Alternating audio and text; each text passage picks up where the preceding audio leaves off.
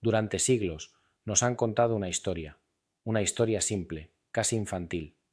Lucifer era un ángel perfecto que se rebeló por orgullo, fue expulsado del cielo, y desde entonces representa el mal absoluto. Fin de la historia. Pero, ¿y si esta narrativa no fuera más que una versión simplificada, despojada de contextos fundamentales, diseñada para mantenernos alejados de una verdad mucho más compleja y perturbadora? Existe un conjunto de textos sagrados que nunca llegaron a las Biblias que conocemos, textos que fueron deliberadamente excluidos, clasificados como apócrifos, heréticos, peligrosos. Entre ellos se encuentra el libro de Enoc, preservado de manera casi milagrosa por la Iglesia Ortodoxa etíope y que ofrece una narrativa completamente diferente sobre la caída de los ángeles, el origen del mal y la verdadera identidad de Lucifer. Lo que vas a descubrir no es una teoría conspirativa ni una invención moderna. Es el testimonio de textos antiguos que fueron venerados por los primeros cristianos, citados por los apóstoles y luego eliminados de la tradición oficial. Y cuando lees estas palabras con atención, cuando las comparas con los fragmentos que sí quedaron en nuestra Biblia, algo comienza a resonar. La historia que nos enseñaron está incompleta. No es falsa, pero está manipulada, reducida, silenciada. J. J. Benítez, el escritor español conocido por investigar lo inexplicable y desafiar narrativas establecidas, ha dedicado años a rastrear estos manuscritos olvidados. Su trabajo ha llevado a millones de personas a preguntarse ¿qué más nos han ocultado?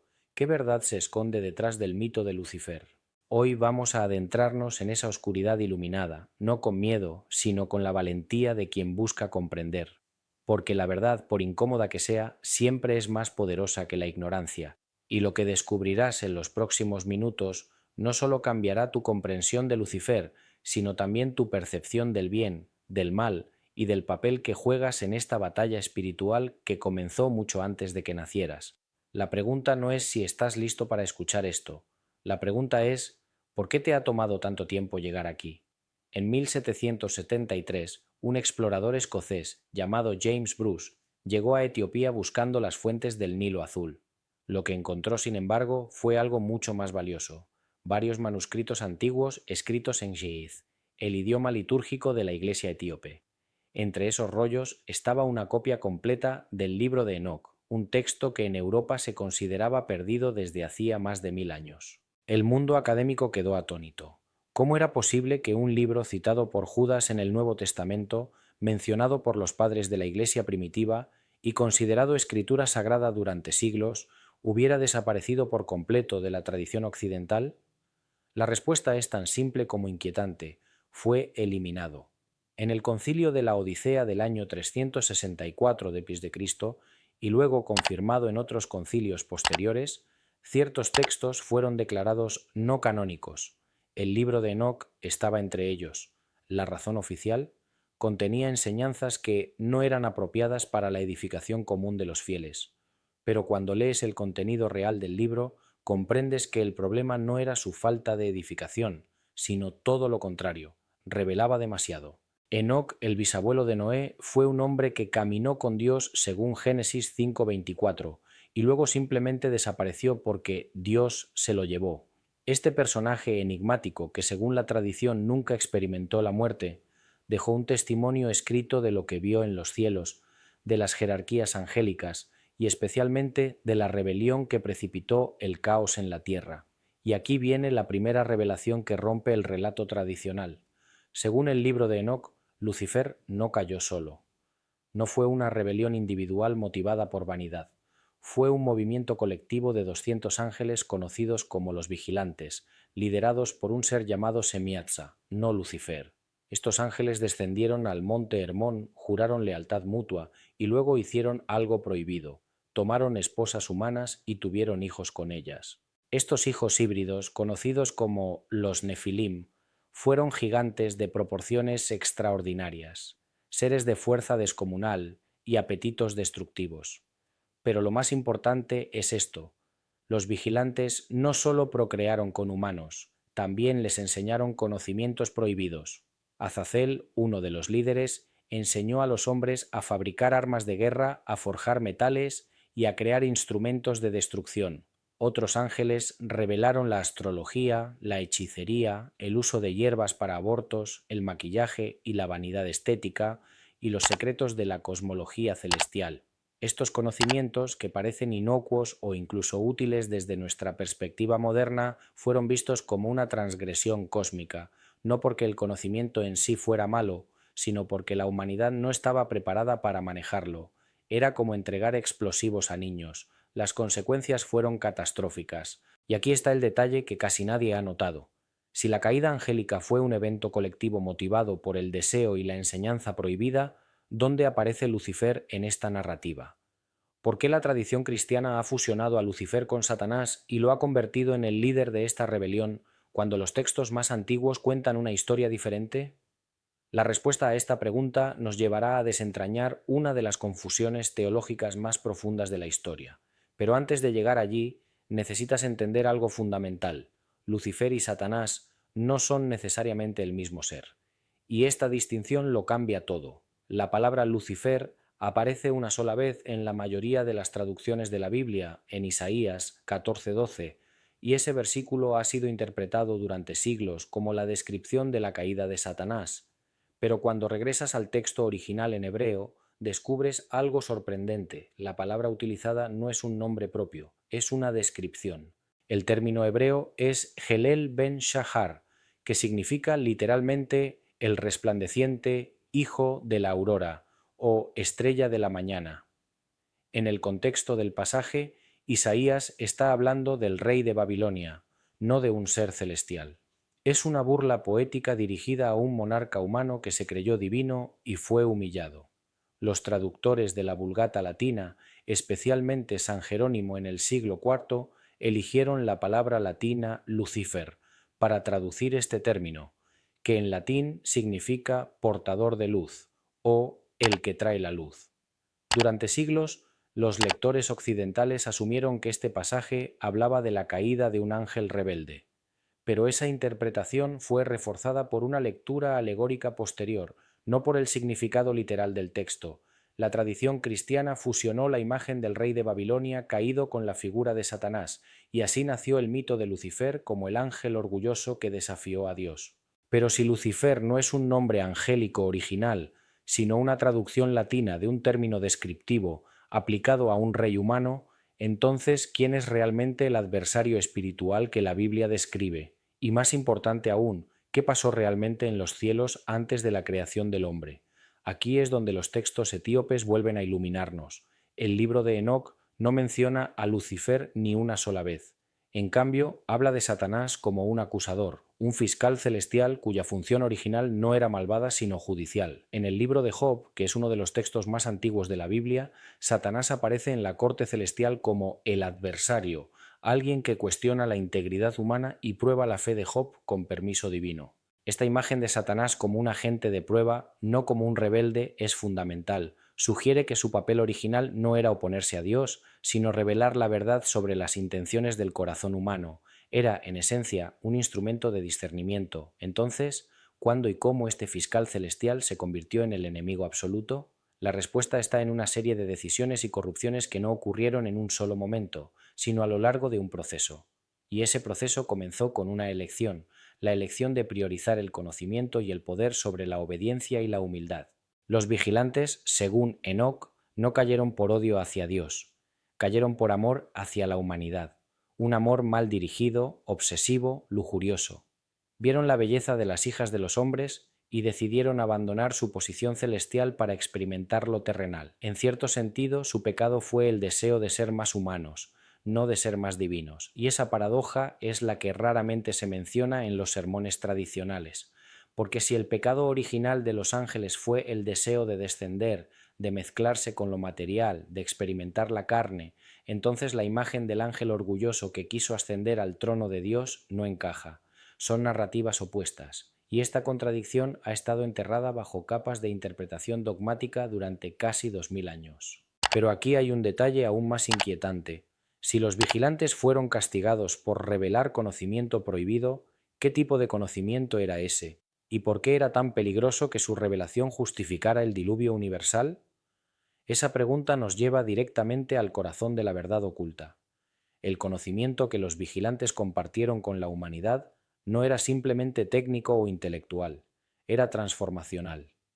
Según el libro de Enoc, estos ángeles caídos enseñaron a los hombres a cortar raíces y plantas, lo que suena inofensivo hasta que comprendes que se refería a la farmacopea, el uso de sustancias naturales para alterar la conciencia, curar enfermedades o incluso terminar con vidas no nacidas.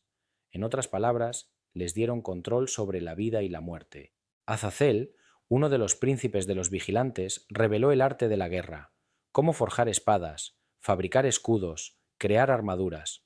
Antes de esto, la humanidad vivía en una especie de inocencia primitiva, desprovista de las herramientas de destrucción organizada, pero con este conocimiento llegó la capacidad de matar eficientemente, de conquistar, de dominar, y con esa capacidad llegó el desequilibrio. Otro ángel, Shamsiel, enseñó los secretos del sol, los ciclos, los calendarios, la astrología. Esto permitió a la humanidad anticipar eventos, planificar cosechas y también crear sistemas religiosos basados en los astros. La adoración solar, lunar y estelar que encontramos en casi todas las culturas antiguas tiene su origen, según este relato, en las enseñanzas de estos seres celestiales. Pero hay una enseñanza que destaca por encima de todas, y es la que más incomodidad causó a los guardianes de la ortodoxia, la enseñanza sobre la naturaleza de Dios mismo, porque según fragmentos preservados en textos gnósticos relacionados con la tradición de Enoc, los vigilantes no solo revelaron técnicas mundanas, revelaron cosmología espiritual, explicaron que el Dios del Antiguo Testamento, el Dios de ira y juicio, no era la totalidad de la divinidad, sino una manifestación, un aspecto, una fuerza dentro de un sistema más vasto. Esta idea es explosiva porque desafía el monoteísmo estricto, sugiere que hay niveles de realidad divina, jerarquías de consciencia, y que el creador del universo material podría no ser idéntico al Dios absoluto e inefable que trasciende toda creación. Esta enseñanza, preservada por sectas gnósticas y perseguida ferozmente por la Iglesia institucional, encontró ecos en los textos de Nag Hammadi, en la cábala judía y en las tradiciones místicas de todas las religiones. Y aquí está el punto crucial. Si este conocimiento era verdadero, entonces la humanidad ya no necesitaba intermediarios para acceder a lo divino. No necesitaba sacerdotes, templos ni jerarquías religiosas. Cada ser humano podía, en teoría, despertar su propia chispa divina y conectarse directamente con la fuente. Y esa posibilidad representaba una amenaza existencial para cualquier estructura de poder basada en el control espiritual. Por eso el conocimiento fue prohibido, por eso los textos que lo contenían fueron quemados, enterrados, perdidos. Por eso el libro de Enoc, a pesar de ser citado por Judas en el Nuevo Testamento, Judas 1:14-15, fue excluido del canon, porque no se trataba de proteger a la humanidad del error, sino de proteger a las instituciones del despertar colectivo. Y espera un momento más, porque aquí es donde todo empieza a tener sentido. Si los vigilantes fueron castigados por revelar este conocimiento, y si Satanás originalmente era un fiscal celestial, es posible que la transformación de Satanás en el adversario absoluto fuera una consecuencia de cuestionar el castigo impuesto a los vigilantes. Es posible que Satanás en algún momento decidiera que la humanidad merecía el conocimiento y que ocultarlo era injusto. Esta pregunta nos lleva a uno de los mitos más antiguos y universales de la humanidad, el mito del portador de luz, el Prometeo que roba el fuego de los dioses para dárselo a los humanos.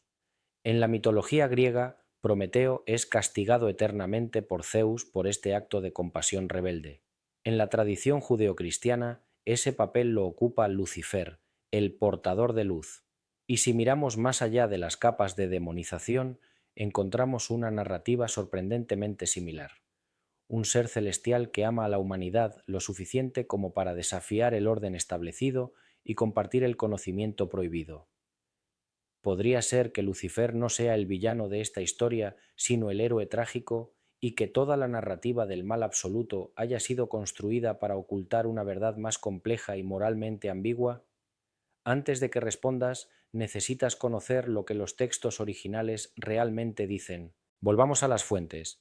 En el libro de Enoc, capítulo 6, se relata cómo los vigilantes hicieron un pacto en el monte Hermón. El texto dice: «Y todos respondieron y dijeron: Hagamos todos un juramento y comprometámonos bajo maldición a no cambiar este plan, sino a ejecutarlo. Entonces todos juraron juntos y se comprometieron bajo maldición. Este detalle es fascinante porque revela consciencia de transgresión. Los vigilantes sabían que lo que estaban a punto de hacer estaba prohibido. No fue un acto impulsivo, sino una decisión deliberada, ritualizada, colectiva, y el hecho de que se comprometieran bajo maldición muestra que entendían las consecuencias, estaban dispuestos a enfrentarlas. El capítulo 7 describe las consecuencias inmediatas. Y las mujeres concibieron y dieron a luz gigantes cuya altura era de 3000 codos. Estos devoraron todo el trabajo de los hombres hasta que los hombres ya no pudieron sostenerlos. Entonces los gigantes se volvieron contra los hombres para devorarlos, y comenzaron a pecar contra los pájaros, las bestias, los reptiles y los peces, y a devorarse la carne unos a otros y a beber la sangre. Esta descripción es terrorífica. Los nefilim no eran simplemente gigantes físicos, eran depredadores espirituales y materiales. Consumían todo a su alrededor, recursos, animales y finalmente humanos.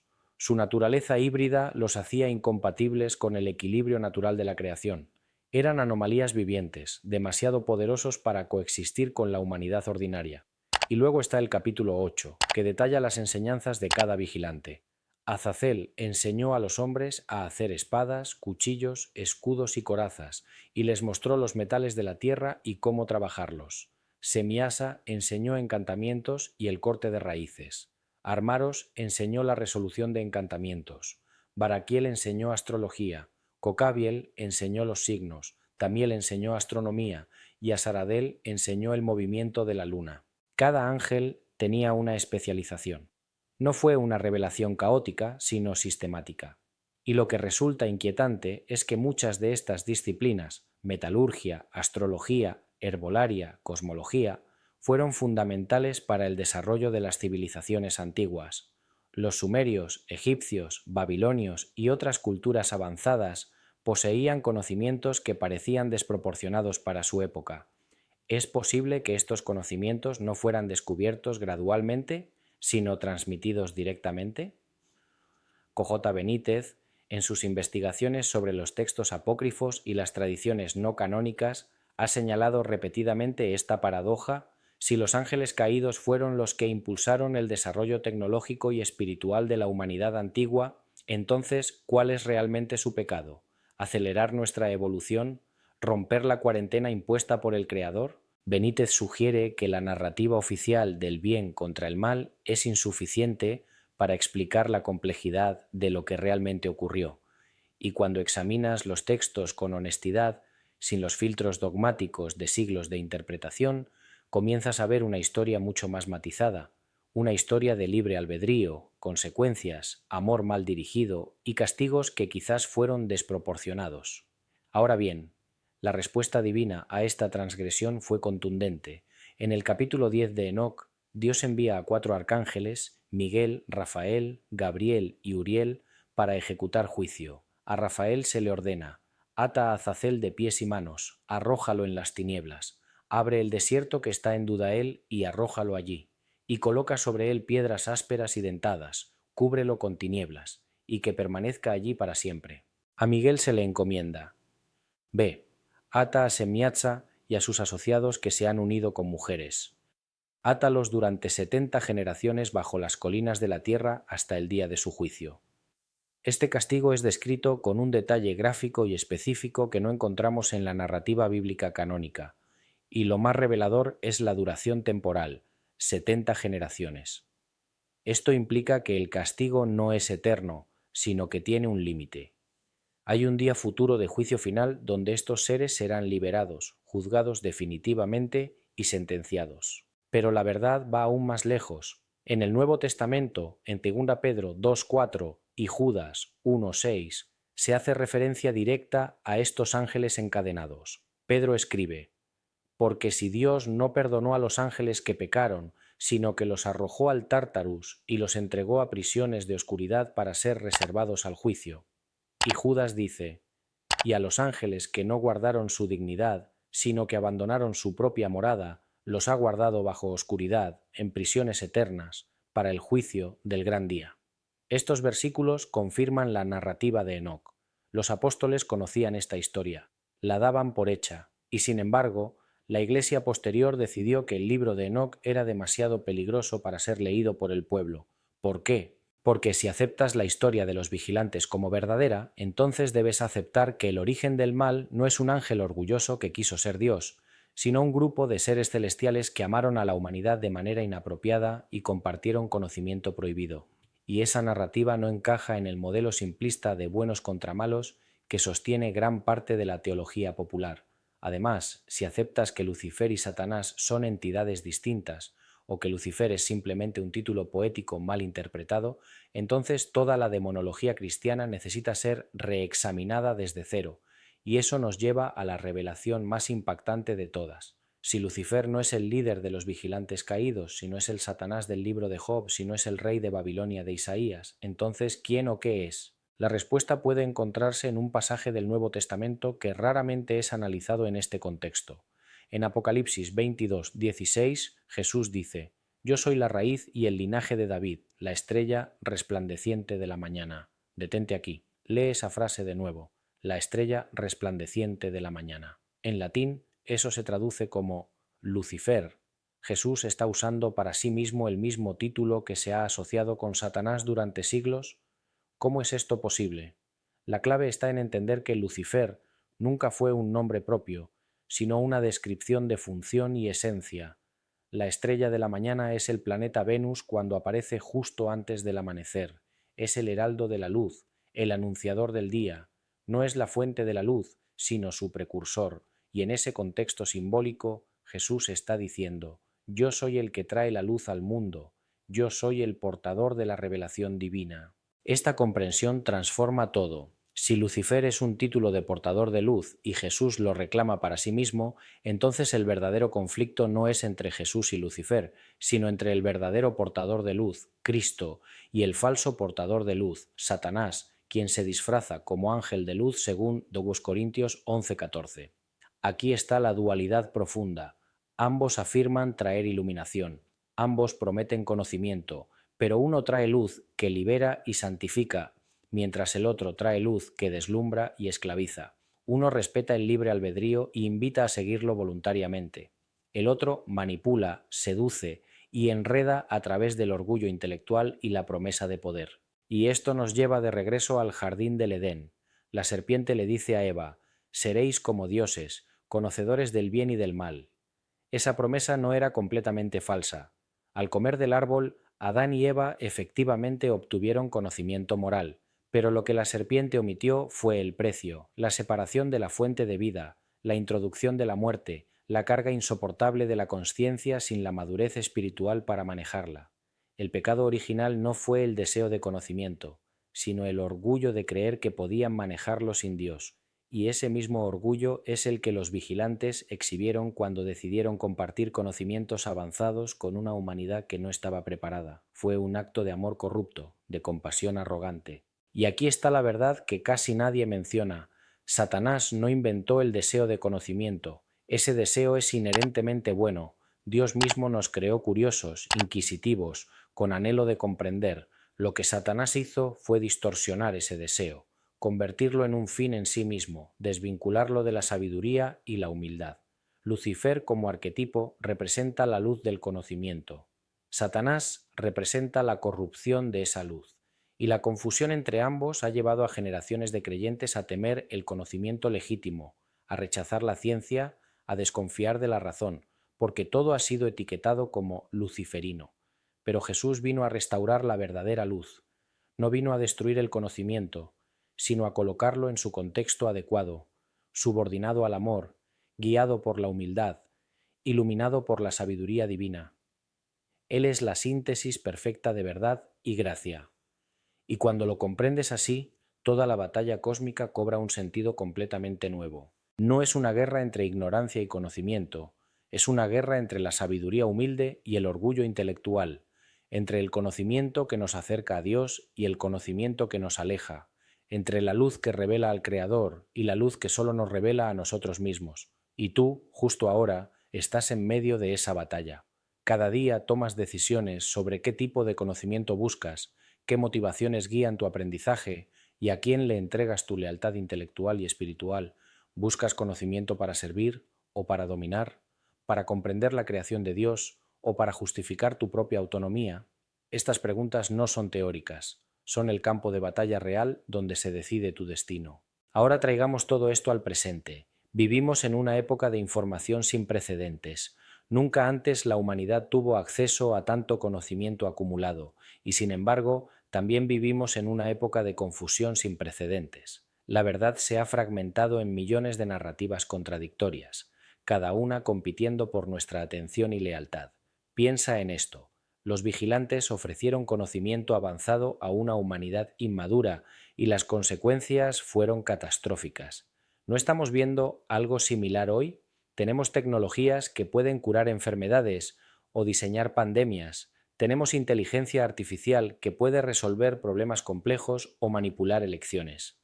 Tenemos edición genética que puede eliminar defectos congénitos o crear humanos modificados. Cada avance tecnológico es como un fruto del árbol del conocimiento, neutral en sí mismo, pero cargado de potencial para el bien o el mal, dependiendo de quién lo use y con qué intención. Y la pregunta que enfrenta nuestra generación es exactamente la misma que enfrentaron Adán y Eva.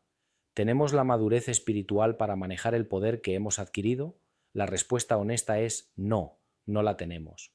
Nuestro desarrollo tecnológico ha superado exponencialmente nuestro desarrollo moral. Somos como niños jugando con armas nucleares, y las élites que controlan gran parte de este conocimiento lo saben.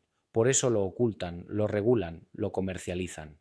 No por preocupación genuina por la humanidad, sino por control. Y aquí es donde la historia de los vigilantes se vuelve profética. Ellos prometieron elevar a la humanidad, pero lo que realmente hicieron fue crear una clase híbrida de seres, los Nefilim, que dominaron y oprimieron al resto.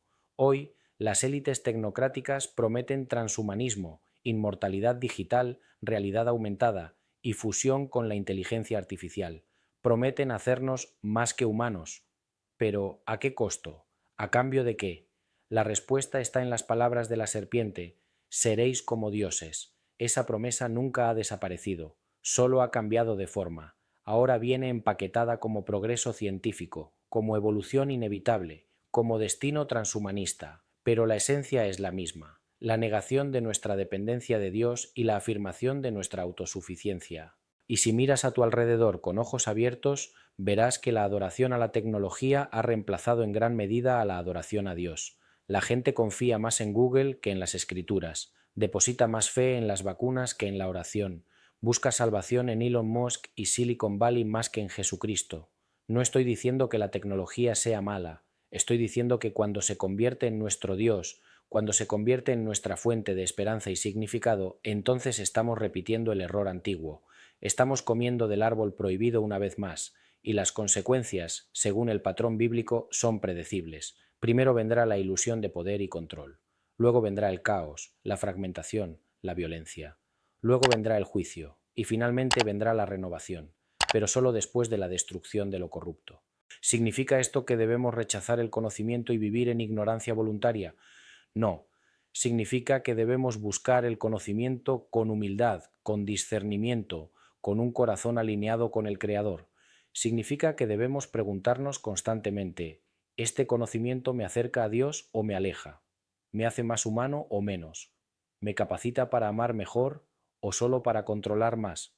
Estas preguntas son las que separan la sabiduría del conocimiento y son las que determinan si serás víctima de la seducción luciferina moderna o si caminarás en la verdadera luz de Cristo.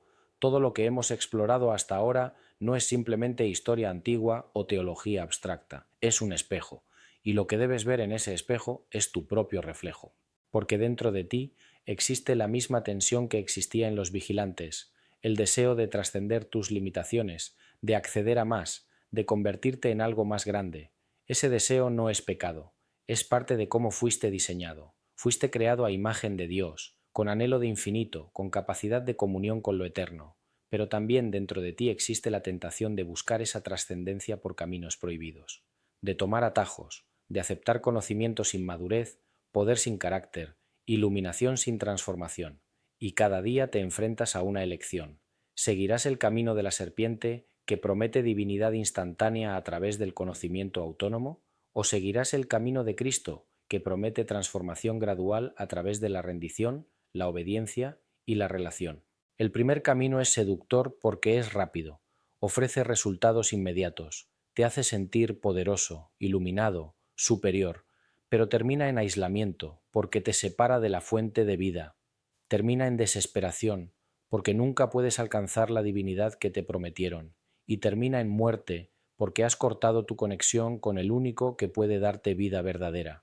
El segundo camino es menos atractivo a primera vista porque requiere paciencia, requiere morir a ti mismo, requiere confiar en alguien más grande que tú, pero termina en plenitud porque te conecta con la fuente de toda existencia, termina en comunidad porque te une a todos los demás que caminan ese mismo camino, y termina en vida eterna porque has anclado tu ser en aquel que es eterno. La pregunta es, ¿cuál camino estás caminando realmente, no en teoría, sino en la práctica cotidiana de tu vida?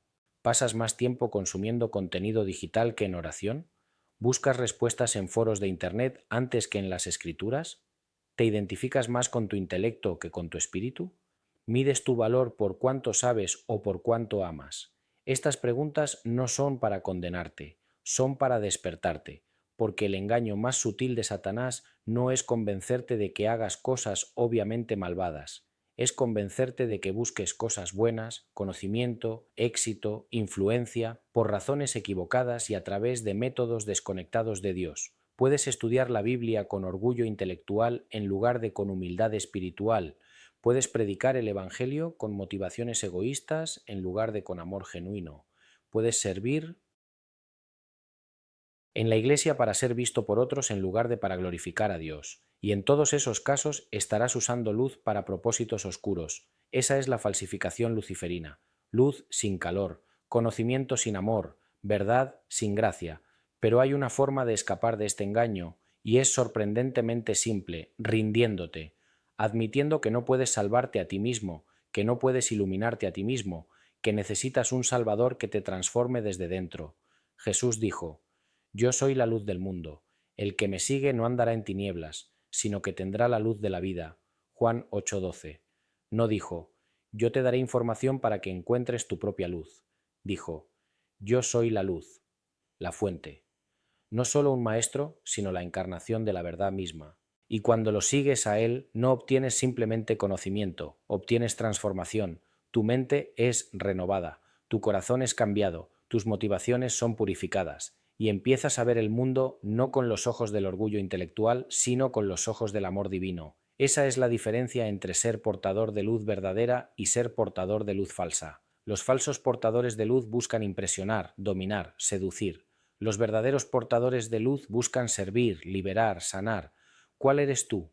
Hemos llegado al final de este viaje, pero en realidad este es solo el comienzo, porque ahora que sabes lo que sabes, no puedes volver a la ignorancia cómoda. Has visto detrás del velo, has tocado la narrativa prohibida, y con ese conocimiento viene una responsabilidad.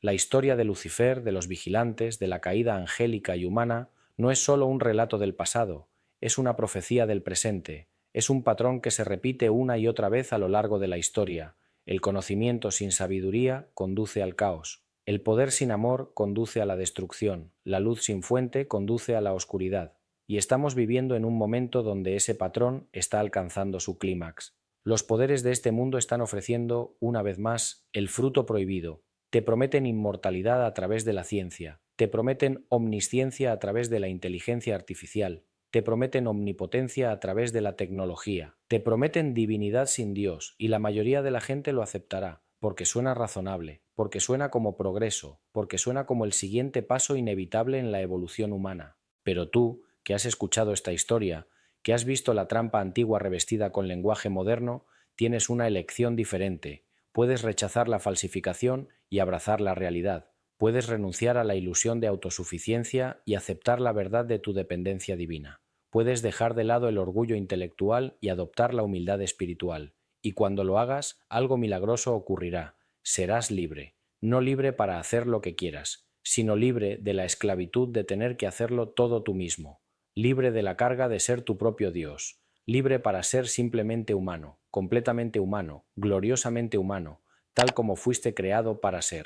Y en esa libertad te convertirás en un verdadero portador de luz, no porque afirmes tener todas las respuestas, sino porque reflejas al que es la respuesta, no porque hayas alcanzado la perfección, sino porque caminas en la dirección de la perfección, no porque seas fuerte, sino porque en tu debilidad su fuerza se perfecciona. Esa es la inversión radical del Evangelio. Los últimos serán los primeros, los débiles serán poderosos, los humildes serán exaltados, y los que buscan ser como Dios a través de sus propios esfuerzos serán humillados, mientras que los que se rinden a Dios serán divinizados por su gracia. Entonces, aquí está la pregunta final, la que resuena a través de toda esta narrativa, la que define tu destino eterno.